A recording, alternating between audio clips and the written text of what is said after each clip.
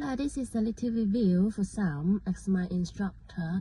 He's really patient and then he will teach you how to drive very politely and gently. He always knows your weaknesses and then he knows how to let you be better. Unfortunately, I didn't pass it the first attempt, but he just keep encouraging me to try it again and he never forgive you. That is like my best instructor had before, so I'm highly recommend Sam as your instructor if you are still finding an instructor. Actually, I'm from Hong Kong, so I will still speak a little bit in Chinese and then let Hong Kong people know how Sam is.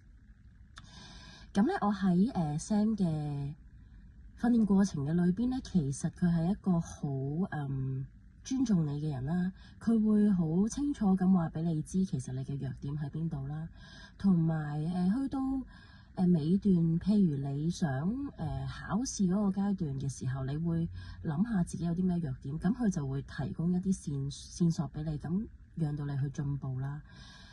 我覺得佢係一個好清楚知道你性格而去調教你嘅人，咁亦都係過程裡面係好舒服嘅。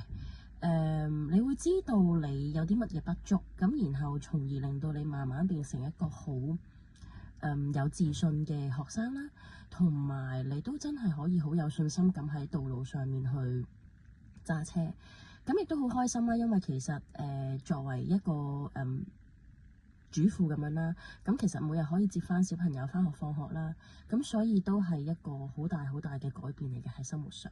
咁佢亦都係作為呢個改變好重要嘅一個人。咁如果你真係未揾到合適嘅，咁其實我都好推薦 Sam 作為一個合適嘅 instructor。咁希望你哋都旅程愉快啦，咁亦都盡快可以考到牌啦。好 ，thank you，拜拜。